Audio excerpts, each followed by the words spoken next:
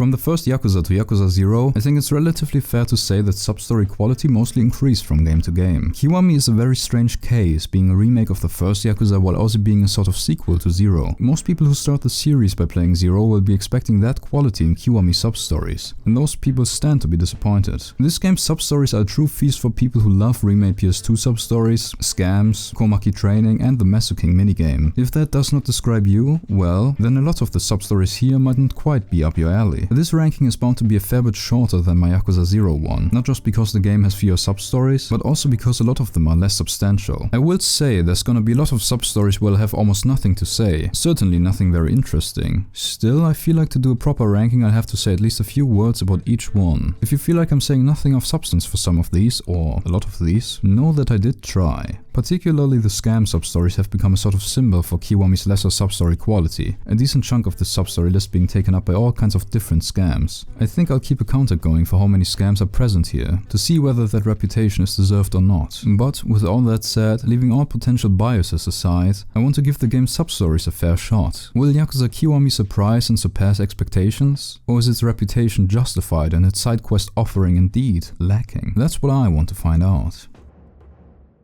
There's many substories in Yakuza Kiwami that you could make a case of being the worst substory in the game for. I spent a good while thinking about this pick, weighing other options that are also pretty bad, but I ended up choosing to put the value of 2000 yen at the last place spot. My reasoning for putting this one in last place is pretty simple. It's not much more than a boring, tedious fetch quest. Time magazine actually awarded it the title of the fetchiest fetch quest ever made. You have to find 5 of these rare 2000 yen bills around town and bring them back to the money collector, who then gives you some more money in exchange. The part that really shitifies this already not very exciting side quest further is that you can't bring back more than 1 bill at once. I genuinely do not understand the point of that. Why the hell can't I just collect all of them at once and bring them back then? How thin is Kiryu's wallet? Honestly, I would like an explanation for this design choice, because in my eyes this is inexcusable for a video game release in 2016. Just a complete unforced error, needlessly adding tedium to the substory. The only thing it has going for it is the whole thing about 2000 yen bills being rare to the point of being a collector's item, and its general historical lore being interesting, but it's not interesting enough to raise his slot by even 1 rank. And there is a funny little bit in here though actually. Thanks to all the Kiwami scam substories, Kiryu is actually on guard at first, thinking this is gonna be another scam. I don't think he is this mistrusting of others in any other game substories, but yeah, I guess that's a good piece of foreshadowing for this ranking. We'll be seeing those scams momentarily. But before that comes another kind of substory that is quite overrepresented in Kiwami: training substories. Yakuza 0 had 3 trainers for each of the 2 protagonists, all coming with a trainer substory, meaning it had 6 training substories in total. Yakuza Kiwami ups the ante in a most befuddling way, for even though it has but 1 trainer, it comes with a total of 10 training substories. Most of these are super straightforward. Your trainer, Komaki, teaches you a new technique, you do a fight in which you have to apply said technique, and that's it. Most of these go straight to F tier. I don't like doing this because I like Komaki, but I can't conceive of any ways to justify putting most of these in any higher tier. I don't think any training is worth getting these many substories. There are a few that stand out in some way, those will come in later tiers. But we start with this substory here, where we learn a new move by literally just pressing the heat action button once and then killing a guy. This substory took me a grand total of 1 minute to finish. There's no way to not put this in F tier, I reckon. Next is the second of the training stories, where you swing your sword a bunch at Komaki and that's it. I think I don't have to elaborate much why I consider these substories to be dog water, do I? And then the next one. You just walk away from this guy for a minute. You're supposed to guard, but you can just keep walking away.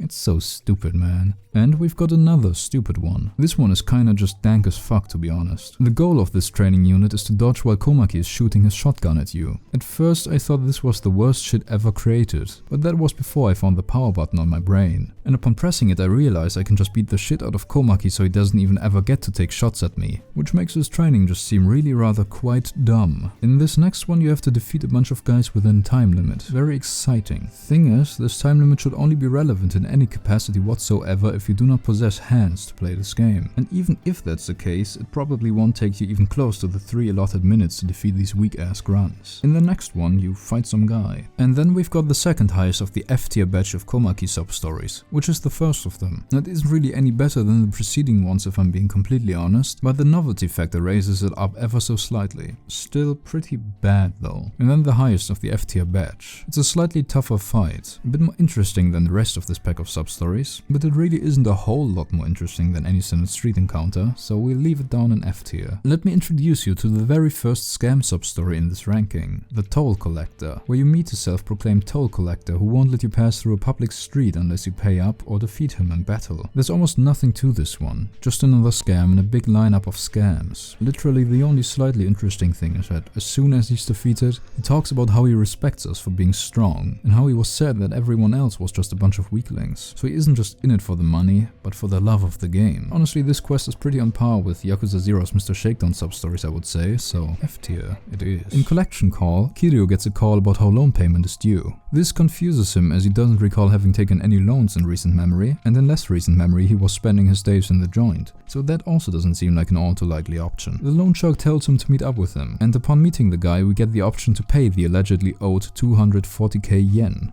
Now obviously we don't do that because we're not stupid, and instead pay him in kicks to the face. Loan Shark Man truly chose the worst possible man in the country to cold call with his little scheme. This one may just be the most scammiest scam to ever scam. It's just a scam. And that's about it for F tier.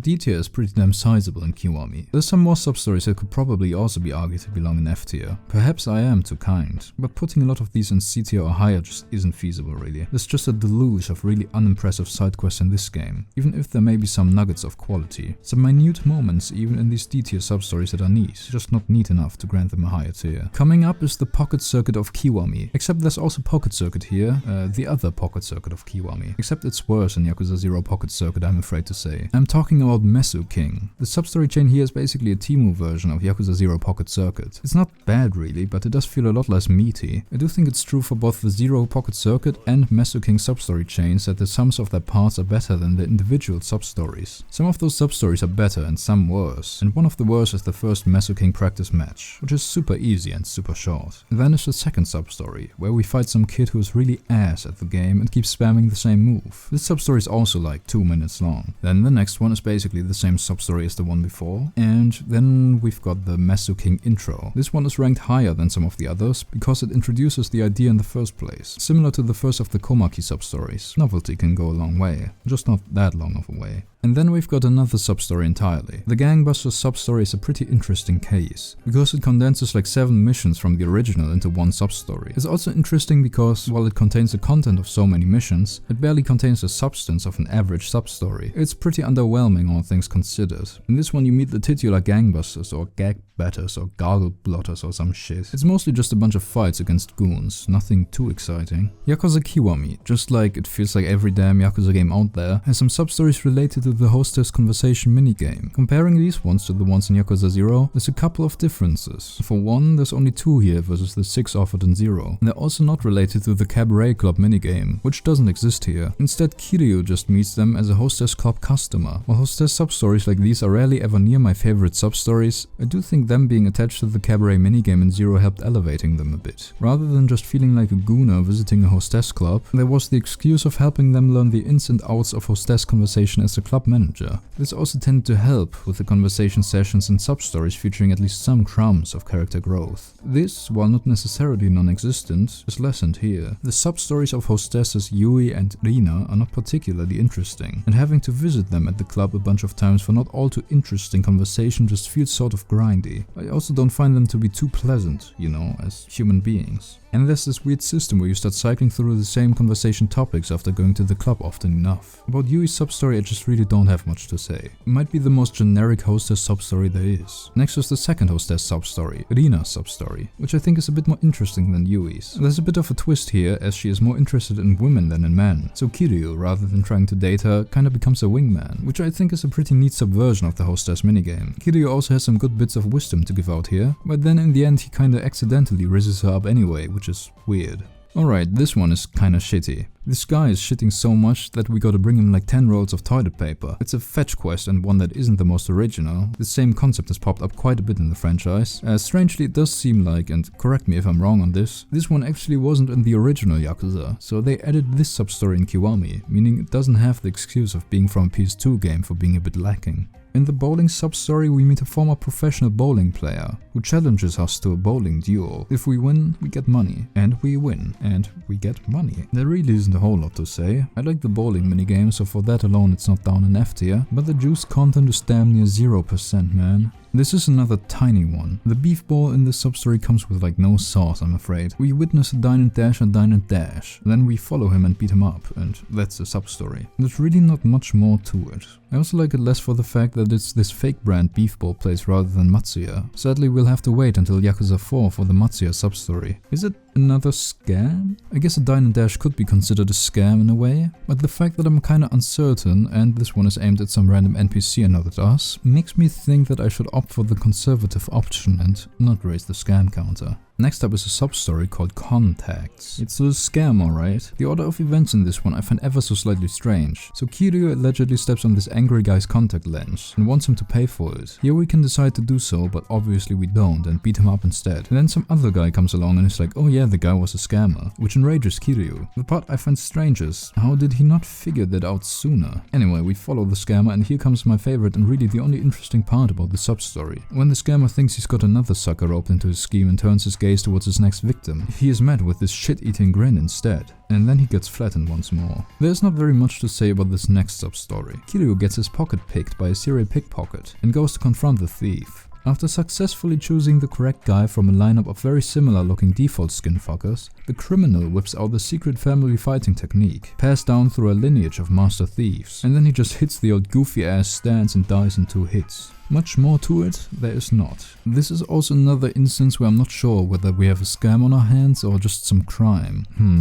Nah, it's just a crime, I think. In The Bouncer, we help a hostess who has been suffering from a local knobhead problem as of late. Some pervert and his gang of gooners has been harassing her and her co-hostesses at their club, and the perv ring-leader is trying to force her to date him. Kiryu steps in and gives the goons a good thrashing, and then for good measure claims to be the hostess's husband, to crush the guy's ambitions once and for all. This sub-story is another of the category fine but far too devoid of substance. It's always at least somewhat satisfying to help people in need and beat up a couple of dickheads, but I mean, it's just so thin, man. I really don't think I will remember this sub-story's existence at all as soon as I'm done with this video, until I replay Kiwami at some point in the future. The next one is another very short sub-story once again. It basically just consists of 2 fights against more or less random Yakuza goons to get the iconic charismatic photo. I do appreciate the hints of charismatic photo lore, but that doesn't make the sub-story a whole lot more exciting. It's nothing to write home about. I don't know, I feel like they could have also done more with the concept of a guy trying to leave the Yakuza. Obviously that's not completely uncharted territory in the series sub-stories, but I think they could have made something more interesting here, drawing parallels to Kiryu's own main story troubles of distancing himself from the Yakuza, but I guess not. The Drunkard is just a short fetch quest. Honestly, it isn't much more interesting than the classic Yakuza main story filler missions where you need to bring some homeless guy booze in exchange for information. We just give this drunk guy a bunch of different kinds of alcohol, for which we receive the worst rewards known to man. Until our last meeting, at which he seems quite remorseful about having been cringe on main, apologizing to us. I mean, this one isn't much either, but it is very illustrative of the Red Light Shinjuku experience, so a nice little world building, I suppose. In this one, we meet a businessman on the brink of death, having been put into this position because some goon stole his bag, which contains some very important medicine. We hunt down the thieves and get the medicine back. The ending is pretty funny. After thanking us, he leaves his meds behind again, and I do think it's a pretty fun concept for a sub-story. But apart from that, this sub-story has not much personality and even less sauce. I think that's the best way to put it for a whole lot of these sub-stories. While they're inoffensive and sometimes even pretty okay, they're just utterly sauceless. Pay It Forward is a classic turn cheap item into expensive item sub-story. Pretty sure like half the Yakuza games have a sub-story like this. I mean, it's kinda cute I guess, but very fetchy and not super memorable. With sub-stories like this, the rating process also becomes a bit muddled. Like it's a sub-story from the first game, so for this franchise at least, the progenitor of this side quest type. But then it's also a remake released in 2016 after a bunch of other installments have featured similar sub-stories. So the novelty factor ain't really existent here. But yeah, I mean, I don't think I would ever rank this higher than like low C tier anyway. It just doesn't have all that much flavor to it. There's other sub-stories like this in the series that I think utilize the concept a bit more interestingly. The only standout thing here is the salaryman ready to hang himself. I don't know, something about his bluntness was just kind of Unexpected?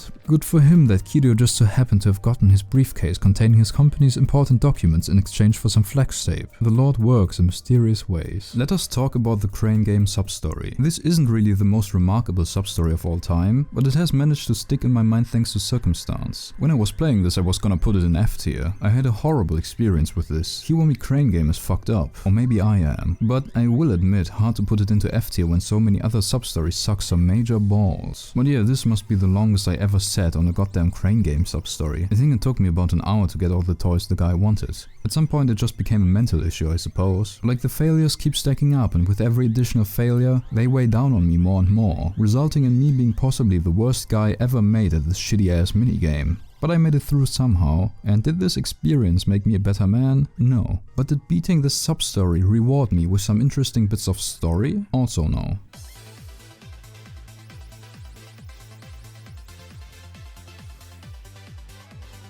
The Stalker is a pretty boring substory, another victim of first game syndrome, I suppose. There have been many fleshed out substories about stalkers in the Yakuza series. This one ain't one of them. It takes like 2 minutes to finish, and just consists of a woman asking for help because she's being stalked, then us beating up the stalker and his big shot Yakuza friend, and the woman thanking us, after which we go our separate ways. Substories like these are barely more fleshed out than stuff like those tiny missions you have in more modern Yakuza games like Gaiden. Comparing them to most substories in any non-remake titles released after like Yakuza 3, it's not even fair, man. The Bee King's Misfortune is a substory that follows up on an auxiliary character from the main story, the Bee King leader, who was the guy that was beefing with the son of the florist in one of those borderline filler entanglements in the middle of the story. So I guess what I'm trying to say is that this guy is basically a nobody, but that isn't really a problem to a fella like me. After all, it can be pretty fun to follow up on a no-name character from the main story and to flesh out that character a bit more in a side quest. In fact, I'm all for making complete side characters like this guy the star of their own stories, except this sub-story takes like 2 minutes to complete, and there isn't really much added to the Bee King guy's character at all. We just see him and his boys being confronted by some Yakuza goons, we help him out, and that's literally it. Could have been a whole lot more interesting, that's all I'm saying.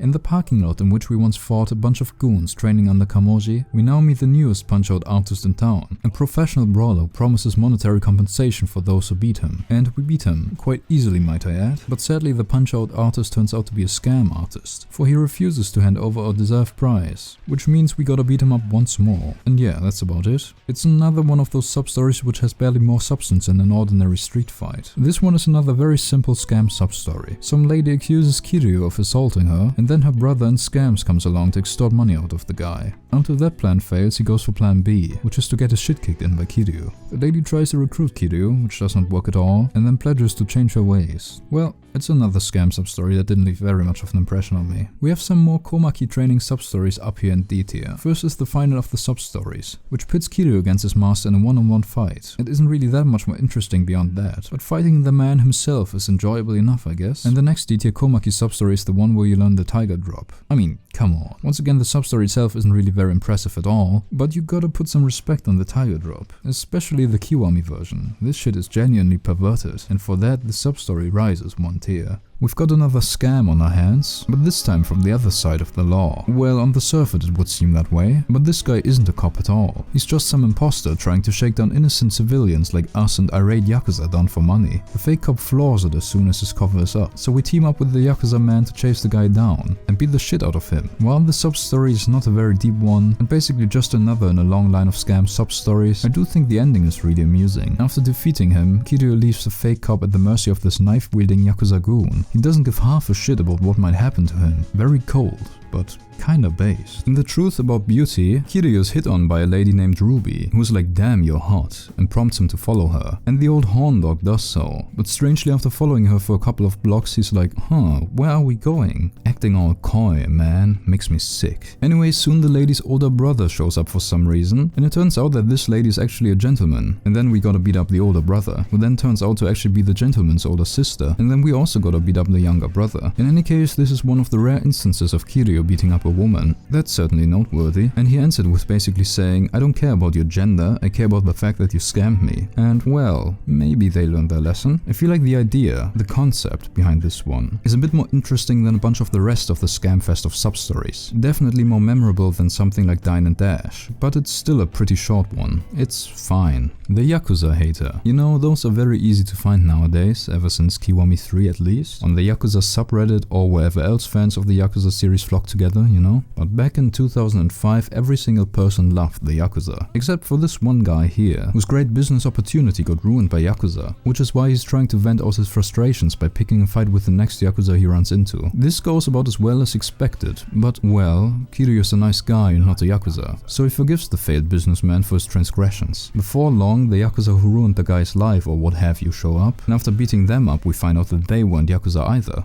This guy's Yakuza radar fucking sucks, man. I guess at least he learned a lesson here, that being that not every single person that has ever existed is a Yakuza. I think this substory is another short and relatively sweet one. It's kind of fun and I like the idea of this guy wrongly assuming people are Yakuza and picking very stupid fights and all that, but once again it could probably be a bit more fleshed out. I can't help but feel like if this were in Yakuza 0 or another full-fledged mainline game rather than in a Kiwami game, it would have a lot more twists and turns and some more character to it. Just feels like there should be a bit more happening. In Under Suspicion, we just kinda help some pervert do perverted stuff. This fella comes up to us and gives us the task of acquiring some sort of item from some lady by using a rather strange password. After a couple of riskless as hell fumbles, Kiryu finds the correct woman and receives what he seeks in exchange for a few yen and a couple of sweet nothings. After overcoming a moment of temptation, Kiryu decides to not look into the bag he received, as he had promised the quest giver to not take a peek into it, no matter what. The man is elated at our success and leaves happily, until he stumbles and falls and women's underwear flies off in all directions. Kiryu got paid and got his curiosity satisfied, so I suppose this one is a win across the board for him. As for the Gooner, well, I wish him all the best. He's gonna need it. This substory is just kinda funny. Especially going up to the wrong women and just coming off like an absolute ass is entertaining, but it doesn't go far beyond that. It's alright. Coming up is something pretty unique, a scam substory. We meet a palm reader who is most intrigued by the aura of Kiryu's hands. Now Kiryu has grown pretty damn jaded after going through like 7 scam substories so far, so he kinda just tries to leave immediately, but is convinced to let his palm be read just because it's completely free of charge. The guy loosens up Kiryu's brain tissue a bit by spewing a bunch of vague wisdoms, and then coaxes him into joining him and his friend at Cafe Alps to listen to a most interesting, potentially life-changing offer to buy a life stone, a magical artifact which has changed the lives of many for the better, with the price discounted from 500 grand to a measly 99,000 yen. We've gone through these motions more than enough times and swiftly declined the offer, which of course leads to a fistfight, and then another. And yeah, this sure isn't the most bare bones of the Kiwami scam substories, but it's still fairly mid.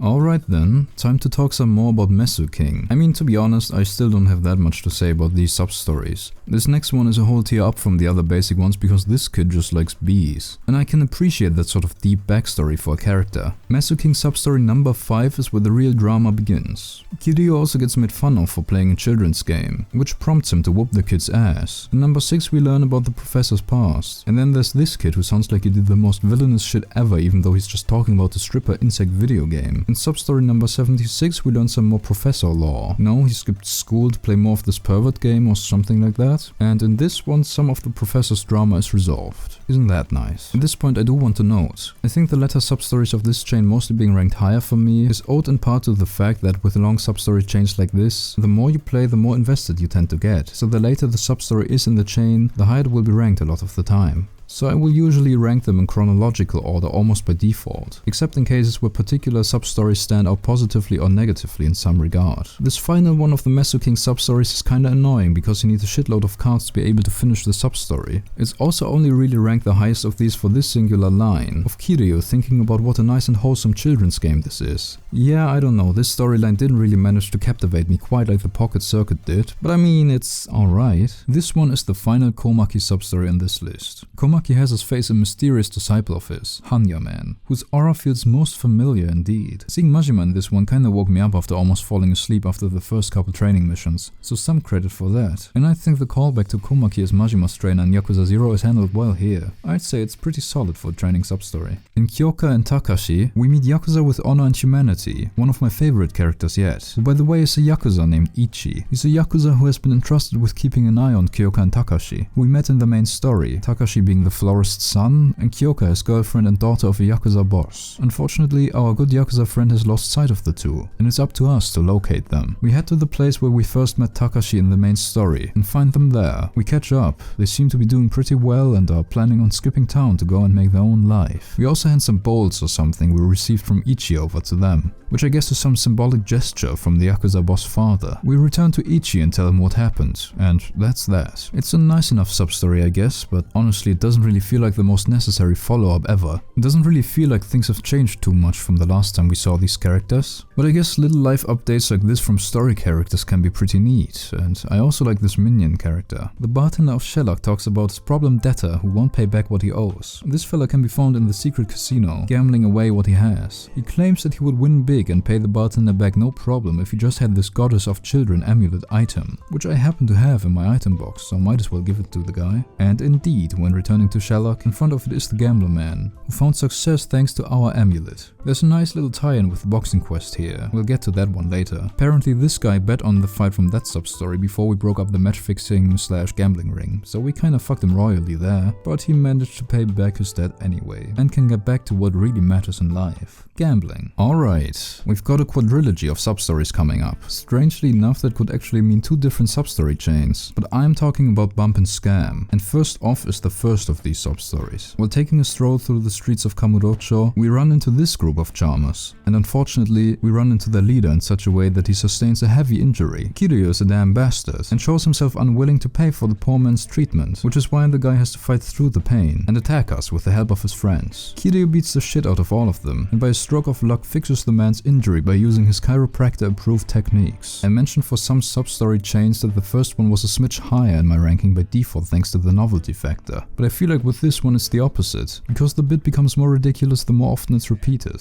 There really isn't a whole lot I can say about the second of these in particular. I think it's a funny bit and it gets funnier each time, but I mean still not much to go on here. Though I must say it's funny how after we beat the shit out of the scammer guy he just hits us with his fuck-ass dance. He be doing the hustle on us. What a lad. And well, about the third one I truly have just about nothing to say. I did say it gets better each time, so logically I must rank this higher than the first two, but that's about it. Finally we have the grand conclusion of the Bump and Scam quadrilogy. In this one the Bump and Scam lads seem to have finally changed their ways and become better men. Better human beings. They ask Kiryu to come along for a nice and brisk walk, which he indulges them on, and all is well and swell, until it turns out that he was lured into a trap. In a most shocking twist they were still evil after all, and want to beat the shit out of him, which doesn't work. The scam men are killed, and we learn a great lesson. People don't change. And also taking walks is kind of swag actually. The Man Scout is a very strange case. It actually starts out pretty promising. A barker chats up Kiryu and invites him to a job interview to become like a stripper sort of guy, and Kiryu actually seems kinda into it. He nails the interview conducted by Tachibana, and of course I could never forget my goat's name, man. Things are looking to get interesting, until the next scene in this sub-story is just the barker guy being like, oh yeah, we went bankrupt, sorry, our business is done for. What the hell? The sub-story momentum is completely farted out, and thus I crown it potential sub-story. Just a damn shame. What is there is pretty good, but it ends up not feeling very complete. Had the makings of a classic, really. Then the guy just tells you, sorry, this sub-story is over now, go home. The Heart of Vandalism is a sub-story in which we meet a cafe owner whose cafe keeps getting vandalized by some graffiti artist. We investigate to find this graffiti man, who turns out to be the owner's son who has been feeling quite unhappy over his father prioritizing his business over his fatherly duties. They get together and have a heart-to-heart about all that has been going wrong between them, and everyone is happy. You know, this one at least has characters who have a character and do and learn things, which is a bar that surprisingly many sub-stories in Kiwami don't clear, but it feels so basic that it really doesn't manage to stay in one's mind long after beating it. I feel like it could be a really solid sub-story if it was extended a bit. I don't know in what exact way, but then that's also not my job, is it? I don't know, make it more interesting. Whether that is by adding depth to what is already there or by introducing some more interesting or fun ideas to it. As it stands, it's fine, but not much more than that. I'd still say it's better than a lot of other Kiwami ones though. At least it's an actual story. In this first sub-story of another quadrilogy, we meet this fella who attacks us and is like the weakest guy ever made, and then really wants to become our Yakuza minion to make a name for himself in the Japanese underworld. And well, Kiryu decides to make him his minion. From here on out, the Yakuza apprentice tries his best to find business for the Groot who is minion, and mostly does so by putting himself into major trouble in a most slapdash manner. His first target for us is iconic bar Shellac, which according to his research is not currently paying protection money to anyone. Kiryu checks the place out and immediately gets into an argument with some Shimano-gun over some shitty towels they're forcing the barkeep to buy from them. Kiryu beats the shit out of little Shimano Jr. in probably one of the world's first fights that was caused by how shit some guy's towels were, and we are thereafter thanked in the form of some gold champagne by the barkeep for keeping out the rag salesman. Our apprentice is just happy that we got paid in some form, and immediately takes off to find the next business opportunity surely lying in wait somewhere in this town. While not one of the GOAT sub-stories of this game, it is pretty decent. The concept of some dweeb trying to become a legendary Yakuza's underling is fun, and some scenes here, like Kiryu making him his minion and Kiryu picking a fight with the Shimano-gun over his low quality towels, are pretty great. Also, while the soundtrack isn't exclusive to the sub-story, it does feature the Shimano family fight theme, which goes hard as hell. So that's neat. The second Yakuza apprentice sub-story. I think immediately the part I like most about this one is our apprentice just showing his immense self-confidence. Because indeed, why wouldn't a hot babe with a lot of money fall in love with him at first sight? I mean, look at his chin. Anyway, he goes with a lady and, very surprisingly, this turns out to be some kind of extortionist scheme. We agree to help him out of the almost certain fate of being tossed into Tokyo Bay and meet the extortioning Yakuza goons, the main man of whom, by the way, has a pretty good line here. It's also funny how he realizes that the man who just beat him up is the Dragon of Dojima, simply from the feel of his punches, I suppose. Our minion is saved, and Kiryu lectures him about not falling for every little thing thrown at him in this town. Yeah, he's one to talk, isn't he? Of course, our apprentice learned nothing, and is immediately off to find the next venture. Oh yeah, this one's a scam sub-story, by the way, isn't it? Anyway, it's an alright one, decently funny and works well in the ongoing quadrilogy, but it isn't the most memorable, I'd say. In the third Yakuza apprentice sub-story, our loyal minion comes by to inform us of another money-making opportunity. He's gotten a lead on someone who's been holding out on debt payments, and it seems that this person has been managing to continually do so by being fucking Sonic the Hedgehog. To catch a lady known as Godspeed Yoko, our minion turns into Robbie Rotten. I mean, he kinda has the look down already anyway, but Godspeed Yoko uses her Witcher sense to feel our presence, and runs away before we can catch her. We chase her around the city and Kiryu beats the shit out of another woman, and then also for good measure out of some goons who are also trying to collect her debts. In the end, we are the ones to collect the debt, and inspired by our success, our minion goes on to once again find some business ventures. And so, the Yakuza apprentice is back for one last job, and this one is truly a doozy. Our minion seems to have gotten himself in the position of having to carry out a hit, and it's the kind of job he can't refuse to do, as he's gonna end up in Tokyo Bay otherwise. We decide to help him out of this pickle of a situation he's gotten himself into, and go with him to see if his Yakuza boss can't be convinced otherwise. Except, as it turns out, the life that was to be taken was that of Kiryu. Our minion lured us into a trap, which proves exceedingly ineffective, and thus the lives of ourselves and our minion are saved. Well, the minion's life was saved from these goons, but it might still be in danger from us. After all, he betrayed us. We get one of the toughest dialogue options in the entire game here, but of course we don't take the minion's life, instead forcing him to quit the Yakuza life for good, and somehow everything has turned out alright. This one's pretty fun, I think.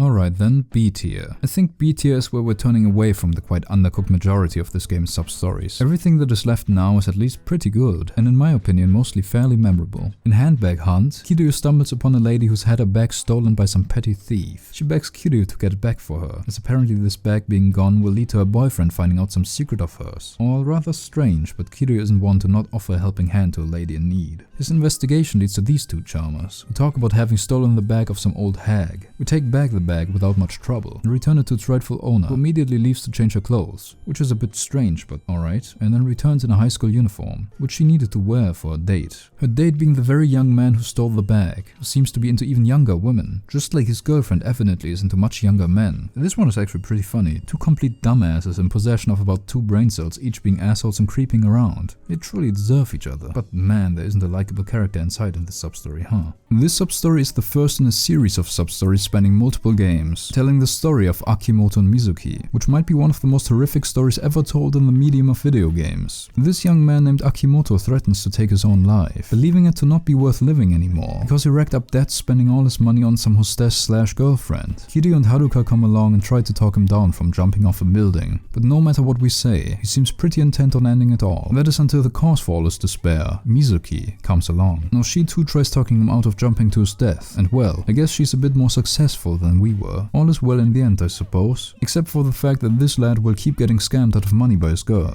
But maybe that's for the best, because this guy is fucking annoying. This one was a weird one to rank, honestly. These two might genuinely be the two most irritating characters in the entire Yakuza series. But at the same time, you know, there's cutscenes and the whole scenario is pretty humorous. It's a bit like the Obitarian side quest for me, except while I find the characters here much more annoying than her, I think this one is probably funnier to me, so it's ranked higher than that one was. I could see people ranking this one in F tier, but I would also understand why someone would rank it quite highly. It's a strange one for sure. Now this next sub-story basically exists to explain why Sera would send an assassin after Kiryu while he was in the joint. I think some people would prefer this kind of stuff to happen in the main story, but I actually think this is pretty cool as a side quest. It's not exactly essential to the main story, but still an interesting bit of characterization for the former Tojo chairman. The sub-story itself basically comes down to us fighting a bunch of assassin type of characters, until the lore behind the attempted assassination on us is dropped by this guy. It was all a test after all. Now if that ain't in character for the late chairman, then I don't know what is. In this next sub-story, you help Haruka help her new friend Miho find a present for a friend of hers. As her friend is a boy, the girls need the help of certified guy Kiryu Kazuma to find a fitting gift. And let's just say this guy has some interesting ideas. A porn mag, a math textbook, now that's the kind of stuff a young lad truly desires. But to be fair to Kazuma-kun, he does have at least one idea that is truly fantastic. One of his ideas is to visit the Pocket Circuit Stadium and ask his good friend the Pocket Circuit Fighter for advice, who just so happens to have a limited edition Golem Tiger on his hands, which he is willing to part with if Kazuma-kun can best him in a race. Here we get to witness the best part of the sub-story, an entirely optional part might I add, which is seeing Kazuma-kun wanting to get a limited edition Golem Tiger for himself. I love having this consistency of Kazuma-kun just being the biggest dog about Pocket Circuit of all things. He gets downright depressed hearing that there's no limited edition Golem Tiger in it for him. As said, the Pocket Circuit bit is optional, so you can make this sub-story a decent bit shorter by just skipping that and getting the other present instead. But as a man of honor and apostle of Pocket Circuit, how could you not get a Golem Tiger for the boy? Of course the present is a smash hit and everyone is happy, except for a certain man who had to part ways with his limited edition Golem Tiger. Next up is Kiwami's Amon sub-story. Joe Amon waits for us in Theater Square and challenges us to a duel. This one might be the most simple of all Amon sub-stories, owed to it being adapted from a mission from the first ever Yakuza game. Just a very straightforward fight. Though the dialogue has changed a little bit, Amon talking about how he wants to acquire Kiwami, except he doesn't know that he's about to fight John Yakuza Kiwami himself. The fight itself is Amon spot two rather familiar, legendary fighting styles, those of the Dragon of Dojima and the Mad Dog of Shimano, and he also has grenades, but none of it is anything a Tiger drop won't fix. The sub-story The Rumored Party is a sequel to the famous Yakuza 0 cult sub-story. It's initiated by Kazuki and Yuya telling us that they have been losing customers recently because of some fishy party going on down at Dabbler. Kiryu offers to investigate and finds the masterminds behind this party are using it to proselytize naive young partygoers into their cult. And this cult, while unfamiliar to Kiryu, is not so unfamiliar to us. The colors have changed, might be going through their edgy phase, not too uncommon in the 2000s, but the spirit seems the same as always. It's the order of Munan Shohebt Onas, which Majima encountered back in the 80s. The leadership has changed, the new head honcho being a man known as Munan Yazawa, yet the dubious aims have not changed at all. The Munan is using the party and hypnotic trickery for his own gain, and is only stopped by a punch to the face. I'd say the sub-story is overall pretty neat, and I think it's a fairly well executed follow-up to one of the all-time classic sub-stories, but it's not even the best sequel to that sub-story in the series, and also feels strangely ignored in the other follow-up to the storyline, which is a couple games down the line in chronology. Up next we have a pretty nice and wholesome little story, which I do have to say is always very welcome in a game like Yakuza Kiwami, which is just brimming with seedy pieces of dogshit lying in wait to ambush you with their newest scam at every corner. We meet the so-called little match girl, who is selling matchboxes at a street corner to make some money by selling matchboxes produced by her family's matchbox business. She does all this to raise enough money to be able to buy a Christmas present for a lad she fancies. We buy a matchbox and wish her all the best, and at some point later when we meet her again, we take over her match-selling business for a bit because she has to go water her flowers. They're sitting there on the windowsill all dried out, man. Shit makes me sad. We sell some matches to some guy who thinks we're selling him drugs, so that's cool, maybe. Anyway, we help her out some more with selling matches, and she seems to have been able to save up enough to get her flame a present. We see her one more time. This time she's seeming quite down, the cause of her mood being that the guy she fell for already had a girlfriend. Thus the whole damn enterprise seems to have been in vain, until her dad shows up and tells her that the match business has been booming lately thanks to some unknown entity selling their brand's matches on the street. great. Things have turned out pretty well in the most unexpected way. I suppose what the substory teaches us is that you gotta go out there and hustle your way to millions selling some shitty matches in bulk. When you have a dream, you just gotta go grind until you become rich. Type shit. This next substory is a Yakuza Kiwami original, and one of a number of substories that use the fact that this game isn't just a remake of the first game, but simultaneously a sequel to Yakuza 0 by having a couple of callbacks to the era Yakuza 0 takes place in. I mean, well, this substory could also exist if Yakuza 0 didn't exist, obviously, like the bubble era is a real thing. But of course it is meant to remind us of the times Kiryu spent in disco clubs back in the 80s. We meet a girl at tech club, Debola, who is very much interested in learning about how things were back in the bubble period. Having heard stories about what people were getting up to back in the day, she apparently wants to audition for some movie based on the bubble era. We first give her a little Q&A about how things were back in the 80s. You know, waving big bills for cabs, ladies wearing bodycon dresses, leg lads, I don't think I learned about those in Yakuza 0. At her request we get her an 80s bodycon dress and one of those fans we used back then for the disco minigame. And she puts those things to good use on the most barren dance floor I've seen in my life. I sure hope we looked cooler in those clubs back then than that. Soon after, a man in a stylish hat approaches our acquaintance, interested in her outfit and attitude, asking a bunch of questions about the 80s era. The man turns out to be the director of the very movie she wanted to audition for, and he wants her in the lead role. We have helped fulfill another dream, it seems. This is a great little callback substory, and another example for a callback substory done right. I think especially because calling back to the whole era a game was set in rather than to some specific characters or events is actually pretty rare in this series. I also enjoy how it's not exclusively nostalgia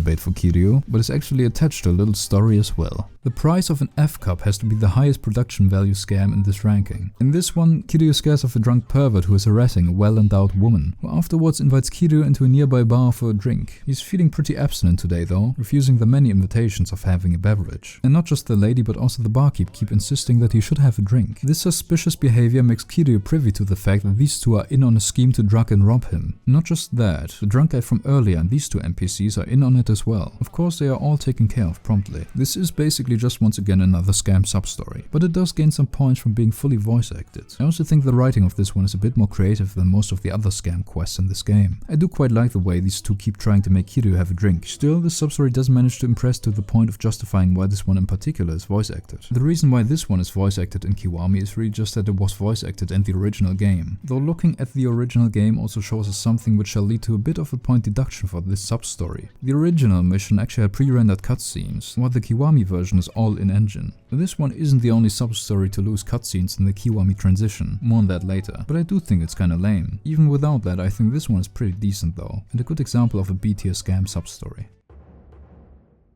In Doctor's Duty we meet some kid whose stomach is quite rumbly, so we help him out by getting him some food. We run into him again later, while we have Haruka and Tao, and give him some more food. His mom works at some nightlife establishment here in Kamurocho, which is why he keeps being left alone to roam the streets of the seedy part of town. Things seem well for now, well outside of the parental negligence, born out of socio-economic hardship. That is until the young lad collapses, for reasons unknown. We carry him to the nearest clinic, where Dr. Imoto moves swiftly to operate, which creates a bit of drama as the doctor seemingly ignores another patient, a foreigner, in favor of helping the boy. The foreign patient's friends take issue with this and start fighting us, and after defeating them all is explained. The kid had an acute case of appendicitis, which the doctor managed to take care of. The other patient meanwhile seems to have just had a kidney stone, which I guess he already pissed out. He's fine, in any case, and so is the kid. Once again, all's well that ends well, I suppose. I think it's generally pretty cool when Haruka is involved in substories, fleshes out her relationship with Kiryu a bit. Additionally, what I quite like about this one is that it makes Kamurocho feel more lived in, outside of the pure nightlife aspect which a majority of substory characters tend to be related to. Of course, this town's the nightlife center of Tokyo, but even then there's other people around as well, and I find Dr. Imoto to be pretty interesting. This substory also belongs to a minority of Yakuza 1 substories that actually have a lot of moving parts rather than just being a quick one and done thing, and of course the cutscenes add to this little storyline as well. All in all, just a very solid substory. This next substory is a Yakuza Kiwami original, and one that majorly features a likeness character based on a real person, which is usually some of in most modern RPG games. I really like the way the substory starts. Kiryu sees an apparent jackass raising his voice towards a lady in apparent distress, first wanting her money and then wanting her to accompany him to a hotel, which is why Kiryu takes it into his own hands to mop the floor with the noisy fella. This turns out to have been a misunderstanding, as the scary-faced punk is actually the slim woman's boyfriend, and they were just having a mostly polite disagreement. And now it's the scary punk's turn to misunderstand, concluding from the situation that Kiryu is the lady's side piece, and pulling a knife on him. This mess is then further escalated when man with a big head appears on the scene and grapples the guy to the ground, also misunderstanding the situation. Things finally calm down once a patrolling cop comes around and Kiryu explains the entirety of what happened. This is how Kiryu and Big Headman become friends, Kiryu subsequently showing him around town, where Big Headman eats all the meat and drinks all the drink and rizzes up all the women. But none of that can satisfy a man with a head as big as he has. He needs something more intellectual, which Kiryu delivers on in the form of an all-out Colosseum fight to the death. I mean, I think this is just a nice entertaining one. The beginning scene with the big old misunderstanding is fun. And this is one of those substories that doesn't at all suffer from the Kiwami Substory problem of being tiny and completely trivial. I also think this is a relatively fun way of using a likeness character in a substory. There are some cases in the series where the writers portray characters based on real people as completely flawless and seem unable to stop glazing them. But I mean, kind of from the start, this guy's just called Man with a Big Head in-game, and is portrayed in a very goofy manner. So yeah, I think it's quite good. In Bet on a Champ, Haruka meets her favorite boxer and wants to shake his hand, though he instead slaps her away, which only we are allowed to do.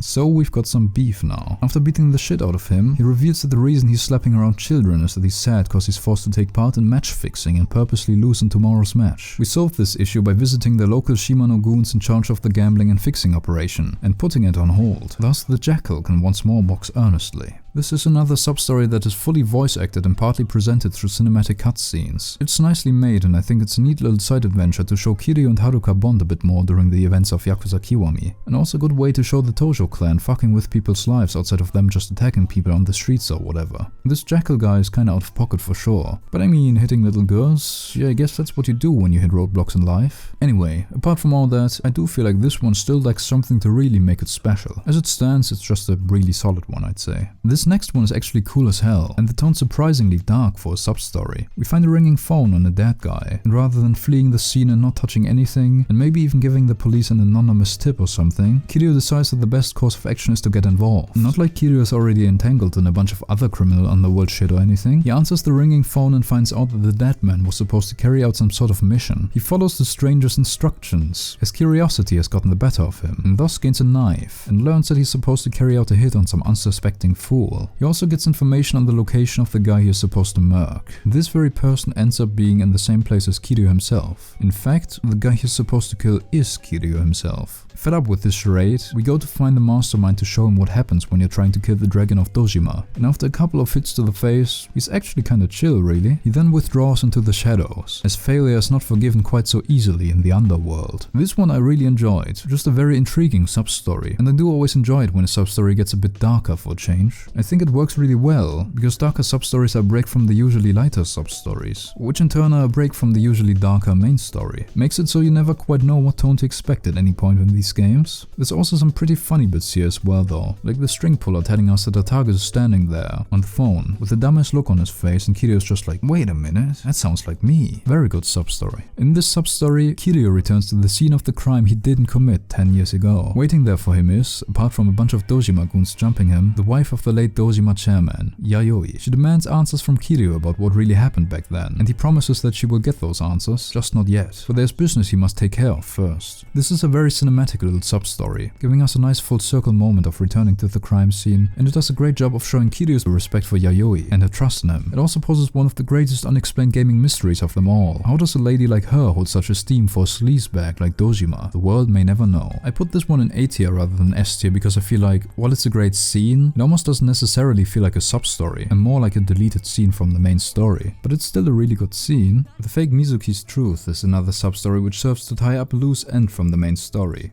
There's quite a few of those here in Kiwami. As you may recall, during the course of the story, the Nishikiyama family is sent on a manhunt, or woman hunt rather, to find and secure Mizuki, Yumi's sister. Some goons go a bit too far in their hunt and end up murdering her, which has Nishiki go Joker mode. Anyway, later on it turns out this person wasn't actually Mizuki, as Mizuki didn't exist. Mizuki was actually just Yumi, though the woman that was killed wasn't Yumi either, but another fake Mizuki altogether. People who play through the story but didn't do all side content may end up wondering what the hell happened to that plot point. point, but it is actually explained here. The gist of it is that the owner of some other rinky-dink bar in the Champion District had a most delightfully devilish idea to increase profits, to rename the bar to Perry's and its top hostess to Mizuki, to confuse potential customers and lure them into his bar, when they're really looking for the much more impressive establishment up on the Millennium Tower. This scheme worked pretty well, perhaps too well, as it didn't just lure in customers, but also the woman-hunting Nishikiyama family goons. As you may be able to piece together now, these goons mistakenly abducted and killed this fake Mizuki, who changed her name and appearance to match the real article. Kiryu gets involved with this bar after receiving a tip from the florist. He checks the place out and gets all the information he needs from another one of the hostesses, and is soon forced to fight the owner and his cronies. After that, he drops a truth nuke on the owner, showing him what his little scheme led to. This substory, particularly the ending scene, is surprisingly compelling, especially because on the surface it just seems like a little side quest to tie up a plot point from the story. It's a real tragedy. Obviously the owner did some scummy shit by trying to profit off scamming his customers, but having to live with the guilt of directly leading to the death of his employee just because he wanted to make some extra money is some pretty heavy shit. In fact, I would have put this in S tier if it weren't for one problem I have with it. Yakuza Kiwami does this thing with a couple of substories, where it replaces cutscenes that are included in the original game with in-engine scenes, and this substory is an example of that. The aforementioned ending scene was a pre-rendered cutscene in the original, which has been removed here. I think it's hard to argue that this is a straight downgrade. While the Kiwami version is still pretty emotionally effective, the original cutscene is genuinely beautiful, and honestly might be up there with one of the strongest scenes in not just the side content but the whole game. I think even with that considered, I would still begrudgingly put it into S tier if it weren't for one more thing. Right at the end of this emotional scene, while the bar owner is breaking down after having received the news, and Kiryu is solemnly walking away, the fuck-ass substory end jingle plays, completely undercutting the moment. I don't think I recall any other instance of the substory end card playing at such an obtrusive, out-of-place moment. There are a couple that come somewhat close, I guess, like Man with the Strangest Face from Yakuza 0 also did that to a degree. I really don't understand why they couldn't just show the substory end card without playing this goofy-ass jingle. But if you, for whatever reason, absolutely need to play this jingle after every single substory, you could have at least placed it better, like after the cutscene is over and we're back in control of Kiryu.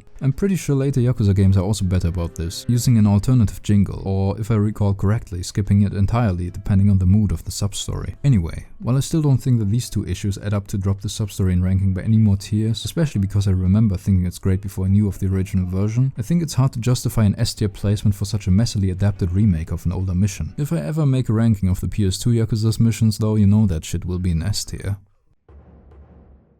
In this next substory, Kiryu meets an old homeless guy, Gen-san, confuses him for his own son, who apparently hasn't been making time for his old man. Kiryu humors him and plays along, and when we later on want to go visit him again, we instead meet a homeless friend of his, who gets a call from Gen-san, who has just been attacked by a pack of homeless hunters. Not only is Gen-san injured, but to add insult to injury, the hunters robbed him, which is particularly insulting because Gen-san had something in his wallet he really wanted to give us. We hunt the hunters down, beat their asses and get the old man's wallet back. We give Gen-san's wallet back to his friend, who in return gives us the thing Gen-san had wanted to give us earlier, a photograph of him. Awesome. But additionally, Tatsu-san lets Kiryu know that he knows that he isn't really Gen-san's son, and tells us how his son was actually a medic in a war zone who disappeared one day. Gen-san probably just wanted to believe that Kiryu was his son as he wanted to once more see him. I feel like when going through Kiwami, where pretty much every person you encounter in substories is some scam artist son of a bitch, a little heartfelt episode like this hits strangely hard. There isn't some hidden punchline, nor is there a villain waiting to scam us. It's just life. I do have to mention though, this one has a similar problem to the fake Mizuki substory, with the substory end jingle being a bit annoying at the end there.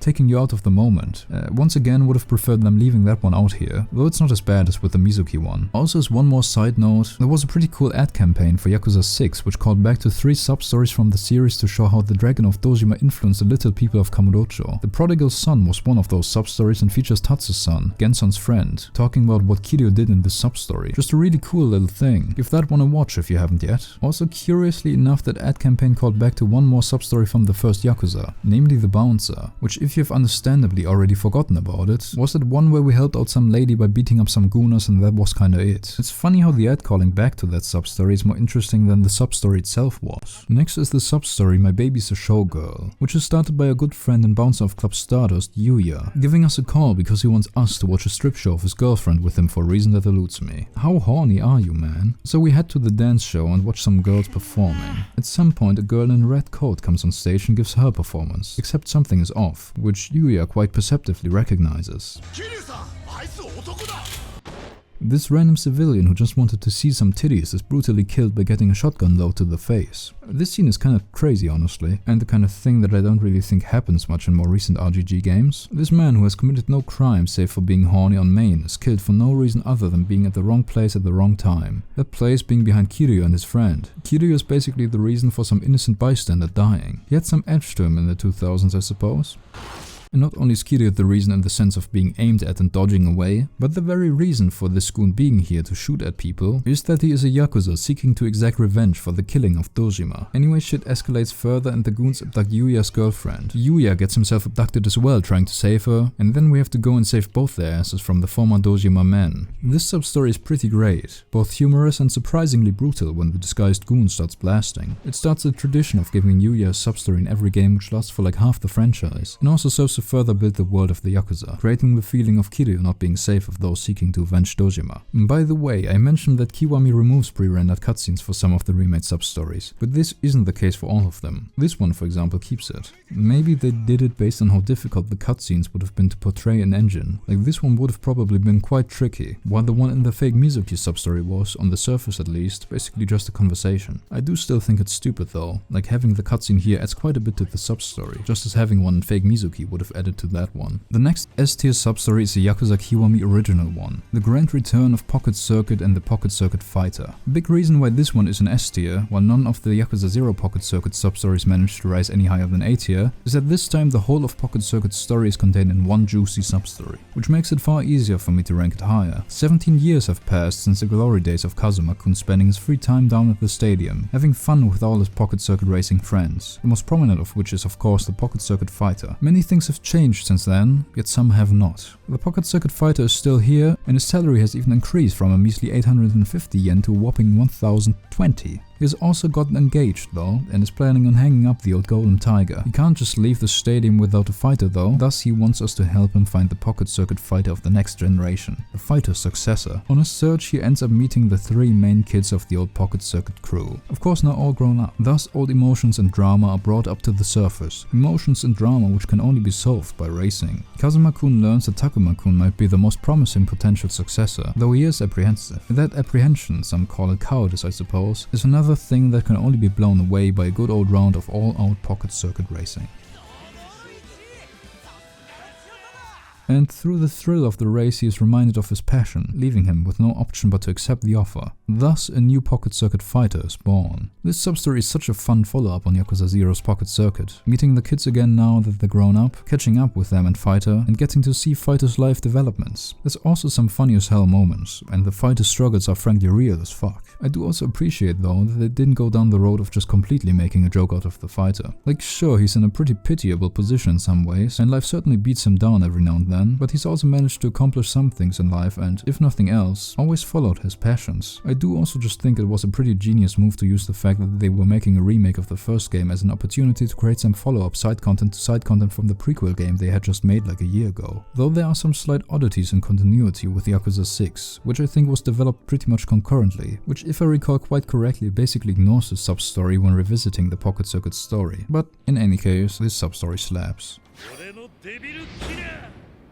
Thus we are the number one sub-story in my ranking. I think Yakuza Kiwami has one completely original sub-story that isn't a sequel to another game's sub-stories or pulled straight from Yakuza 1 that is truly memorable. The sub-story in question is Badass Dads, which has Kiryu, the florist and Date face off in a battle for the title of the most badass dad among them. This one is genuinely peak. I've said this before, but using established characters from this story in everyday situations is fantastic. Pretty much always leads to great sub-stories, and this one is no exception at all. Rather an illustration of why this concept works so well. Kiryu is interviewed by a lady in West Park, as she's looking for people who fit the descriptor of badass dad. Basically a cool middle-aged guy who don't give a fuck sort of a deal, I guess. During the course of this interview, the florist and Date show up, who compete with him to show that they're actually much cooler than he is. It's not that the sub-story is insanely deep or anything, it just has some of the best lines in the game. Especially this part, where the three of them try to outcompete each other over who is the most nonchalant and cool by saying how they forgot their wife's anniversaries or got too drunk to meet up with their daughter, and just come off as completely pathetic. Particularly how Kiryu has this shit-eating grin on his face after the other two get scolded, as if he didn't just boast about having forgotten a friend's birthday recently. There's also some great dialogue options, like how what's been on his mind lately was Majima's son, or how he spent 10 years in the joint for murder. He doesn't elaborate on the latter either, just makes himself look like a horrific criminal. I also just really enjoy the dynamic between the three guys, being bickering dumbasses, and I like how they are actually disappointed as hell when they lose. I do have to say this ending part is kind of fucked up. The florist wants to get a drink with Datte to forget about the woes of defeat, and Datte is just like, nah, I have to work, and fucks off. So at the end of the day, while I don't think the substory necessarily revealed any deeper layers to these characters or anything, it does serve to make them feel much more alive. And I just think it's the most enjoyable kind of substory there is. Just a fun little low-stakes situation with characters that have a great dynamic with each other. That's it for the ranking then. Yakuza Kiwami didn't really manage to exceed my expectations upon replaying it. The majority of these substories just aren't very exciting or memorable at all. It isn't just the fact that about 20% of the substories here are scam substories, which is the part that usually gets memed. My main problem is that so many of these substories are super basic, bare bones and forgettable. Of the total of 78 substories, 10 are Mesuking, 11 are Komaki training and 14 are scams. That's already 35, and that doesn't even include a bunch of other substories that are super short and light on content. Also, I do think a remake like Kiwami should try to, if it chooses to adapt missions from the original nearly wholesale, make sure that they are at least equal in quality to the original. Having some substories that are straight up worse versions of the originals is just strange, really. But I do want to end on a positive note here, and I will say, even though the individual substory quality is fairly low, I do actually think playing through Kiwami's side content is a very enjoyable experience. There's something satisfying about going through these tiny bite-sized missions while also doing the Majima Everywhere grind at the same time. I don't know, it ain't the best to ever do it, but it's still fun. And additionally, even in Kiwami there's some real gem substories. But it's certainly weaker than Yakuza 0 for me, that much is certain.